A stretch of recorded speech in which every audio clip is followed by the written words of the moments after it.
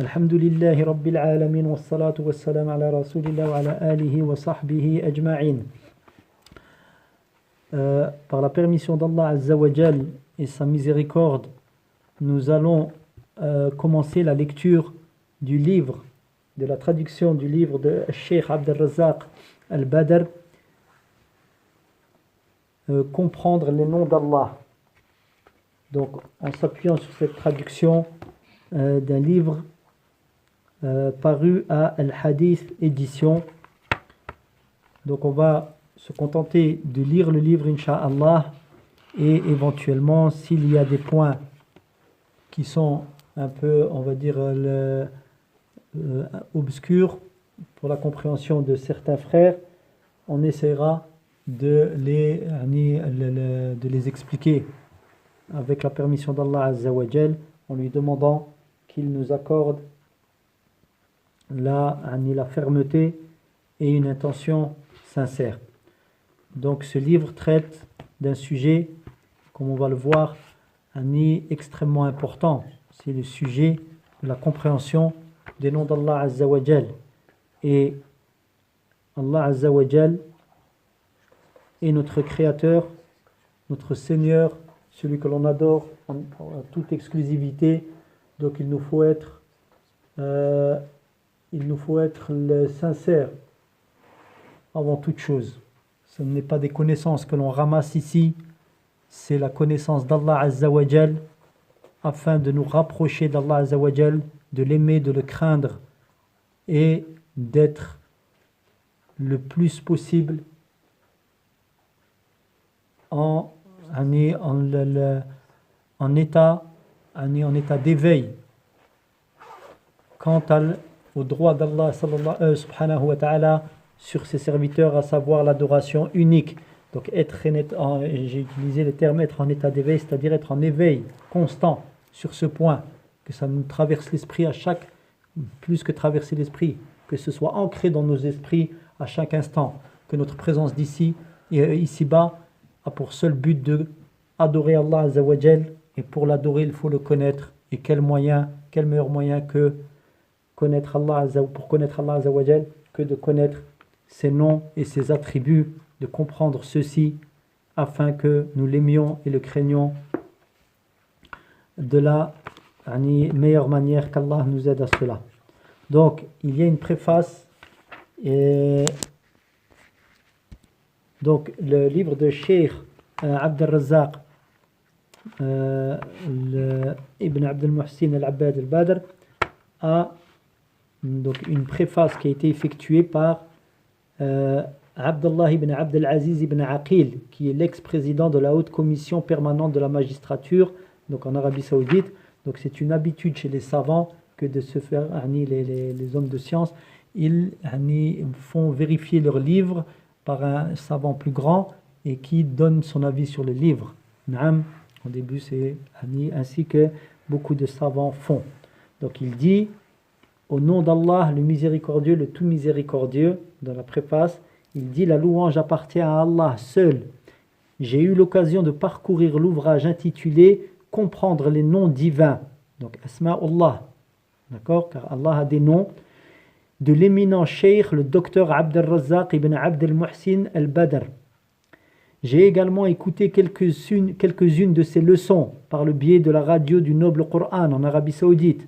J'en ai tiré un immense bénéfice, à l'instar d'autres auditeurs qui suivent cette remarquable émission. Par la grâce d'Allah, à vrai dire, le docteur Abd al-Razzaq a remporté un plein succès en choisissant ce sujet. Il a su étudier avec soin les textes islamiques qui s'y rapportent, versets du Coran, hadith du messager d'Allah sallallahu alayhi wa sallam et avis des premiers ulama.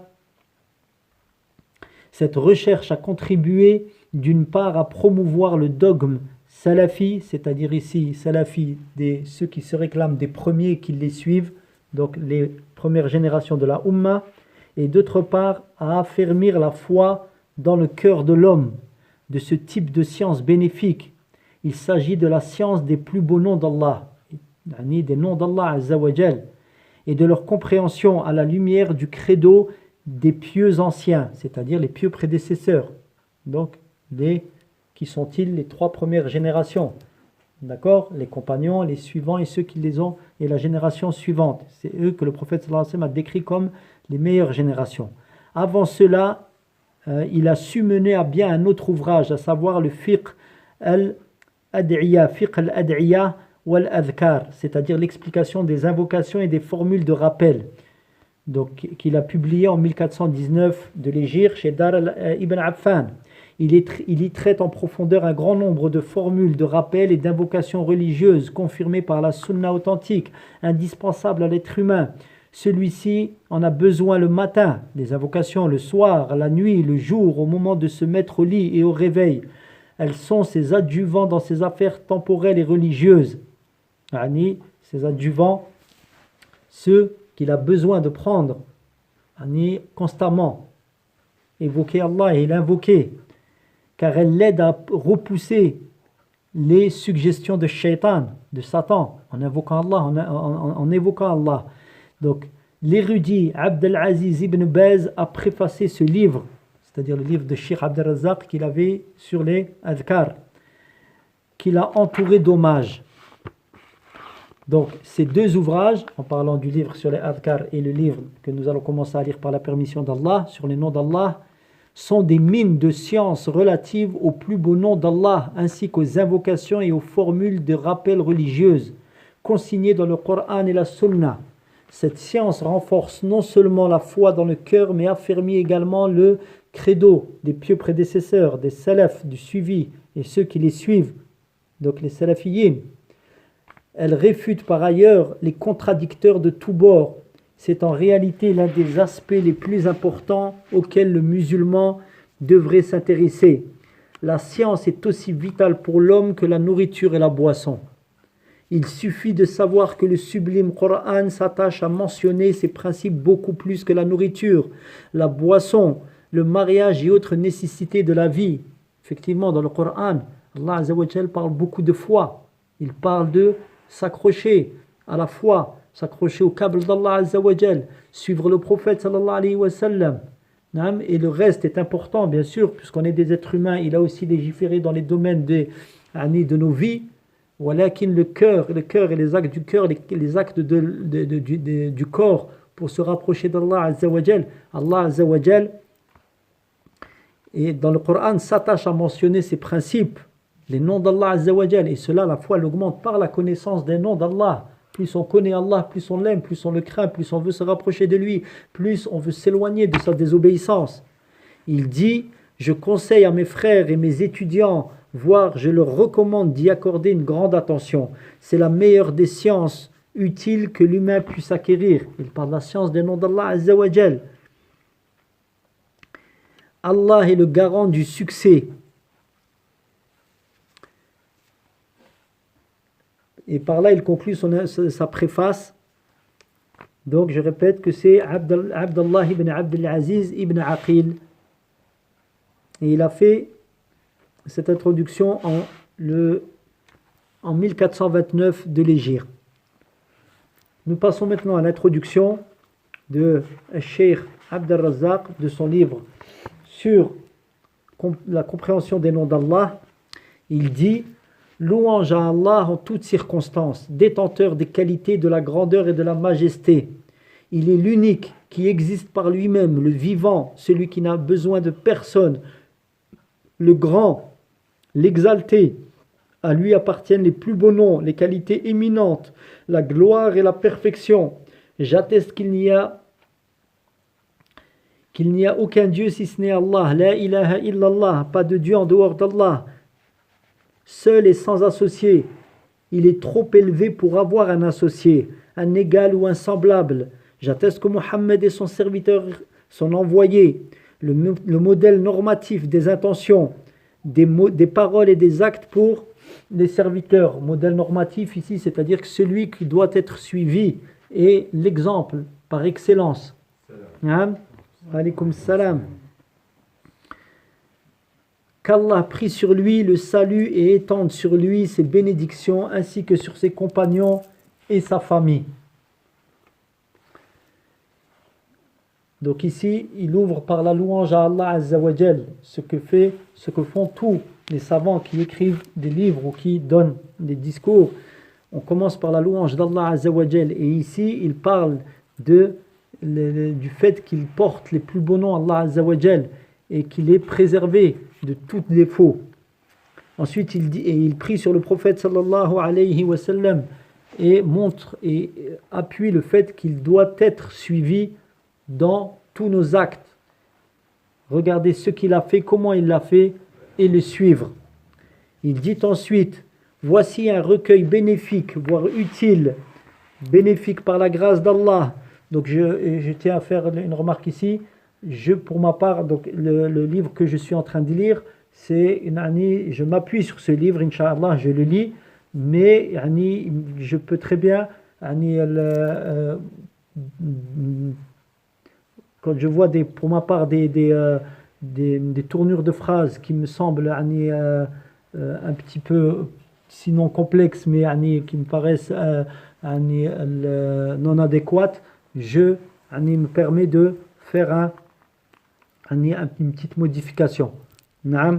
Donc c'est pour cela que vous allez parfois m'entendre dire des choses et que si vous les vérifiez dans le livre, ce ne sera pas exactement la même chose. Mais ça ne changera, bien entendu, ça ne change rien au sens du texte que les frères ont écrit. Jazahumullahu khaira ou jazahullahu khaira.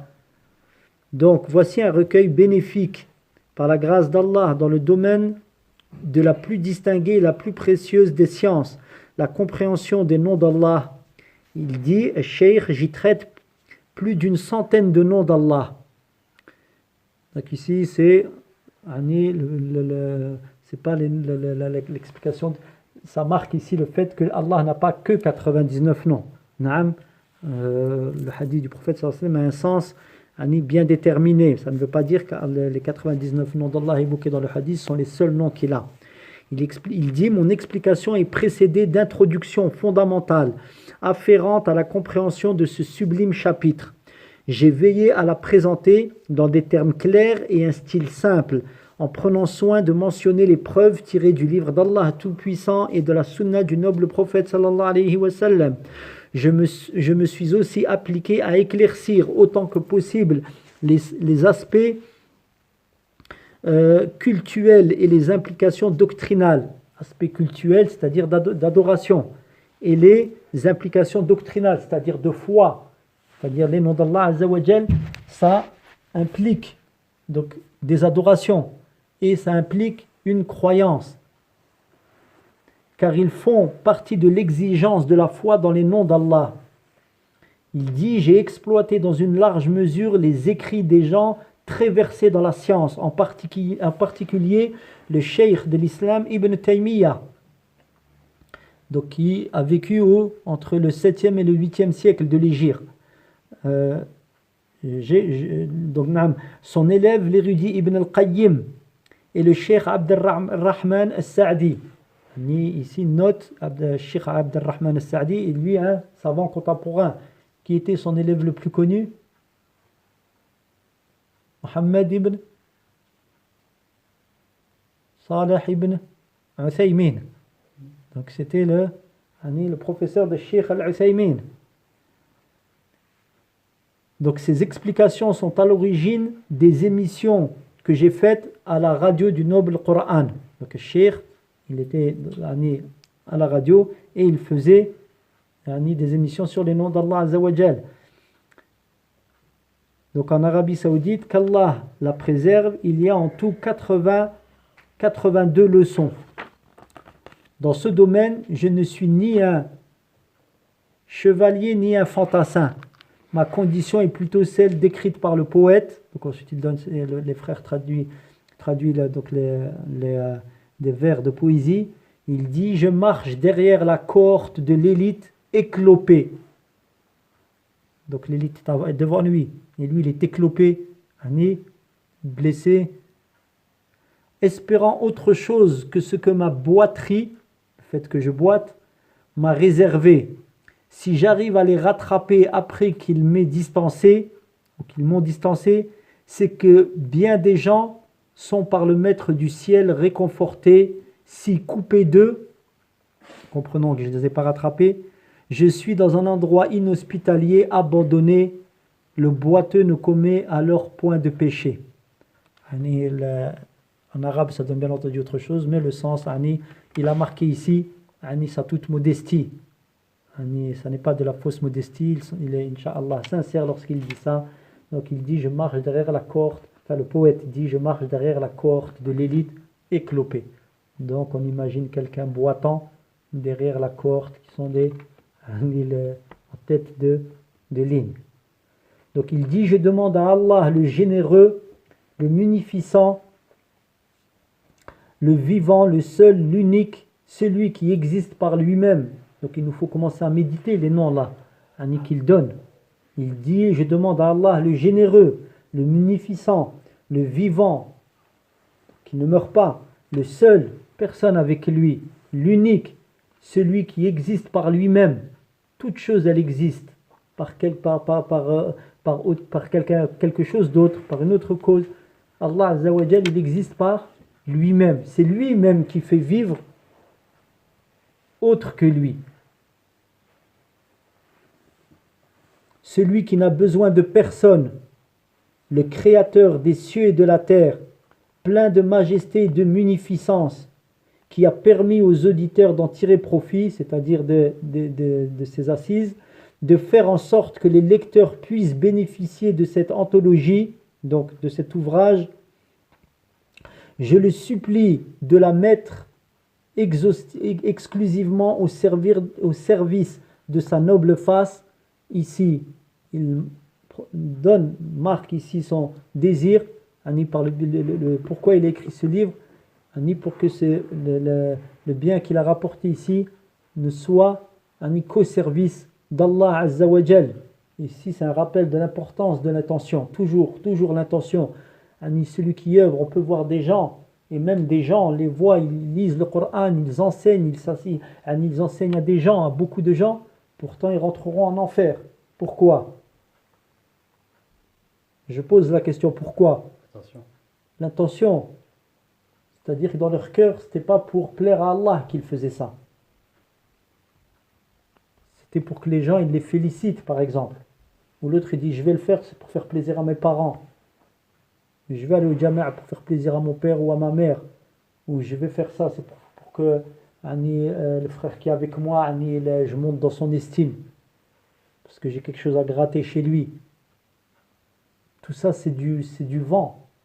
C'est rien du tout. Allah Azza wa Jal, il connaît ce que les cœurs y renferment. Il connaît les intentions. Et l'intention, c'est la plus grande des choses. C'est très important que d'avoir une intention sincère. Donc il dit, et de rapprocher l'auteur ainsi que les lecteurs des jardins des délices, je souhaite qu'Allah nous accorde à tous une grande part de la parole du prophète sallallahu alayhi wa sallam qui a dit, Allah possède 99 noms, 100 moins 1, celui qui les assimile ira au paradis. Il dit qu'il me pardonne pour mes fautes, mon ignorance et mon exagération dans mon entreprise et qu'il me guide vers la voie droite. Il est certes le meilleur de ceux qu'on sollicite et le plus généreux de ceux sur qui on compte. Il nous suffit et il est le meilleur garant. Je remercie Allah Azza wa Jal, je lui adresse des louanges, pur et béni, en abondance, pour son bienfait et sa faveur. En effet, il m'a octroyé la facilité de préparer cet ouvrage et de le publier. Je lui demande, béni et exalté soit-il, de l'accepter sans grâce, dans sa grâce. Il est certes celui qui entend et sait tout. Ensuite, il dit, après avoir manifesté ma gratitude à l'égard d'Allah, je tiens à exprimer ma reconnaissance envers tous ceux qui ont participé à l'élaboration de ce livre, que ce soit à travers la consultation, la relecture et la vérification, l'impression et la distribution ou la traduction en d'autres langues. J'aurai une mention spéciale pour mon cher père, le Cheikh Abdel Mohsin Al-Badr, qu'Allah lui attribue une grande récompense et élève son rang dans les sphères célestes les plus hautes. Il a prêté une oreille attentive à la lecture que je lui en ai faite, m'a fait des remarques pertinentes de grande valeur, m'a donné des orientations utiles et suggéré de précieuses corrections. Qu'Allah mette le tout au compte de ses bonnes œuvres. Je demande à Allah de bénir son existence et ses enfants et de lui accorder une longue vie dans son obéissance et dans la piété. Je voudrais aussi remercier mon vénérable maître, le cheikh. Maître ici, c'est professeur. Le Cheikh Abdullah ibn Abdelaziz ibn Aqil qui m'a fait l'honneur de lire ce livre et de le préfacer. Qu'Allah le gratifie de la meilleure rétribution. Alhamdulillah, louange à Allah, Rabbil Alamin, Seigneur des mondes. Qu'Allah étende ses prières et ses salutations sur notre prophète Mohammed, sur sa famille et sur ses compagnons. Et il signe ou alors il marque son nom Abd al-Razzaq ibn Abd al-Muhsin al-Badr. Donc ici, on voit que après le remerciement d'Allah et la reconnaissance de la toute-puissance d'Allah et de sa complète indigence et de son caractère besogneux de l'être humain qu'il est, il n'a pas manqué de remercier les personnes qui ont aidé, appliquant en cela la parole du prophète sallallahu alayhi wa sallam, man lam yashkurin nas lam yashkurillah. Donc celui qui n'a pas remercié les gens n'a pas remercié Allah Azza wa Jal. Donc qu'Allah Azza wa Jal lui accorde une grande récompense et qu'il nous permette de lire son livre dans son entièreté et d'en profiter de la meilleure manière. Wallahu a'lam. Wa sallallahu ala nabiyyina Muhammad wa ala alihi wa sahbihi ajma'in.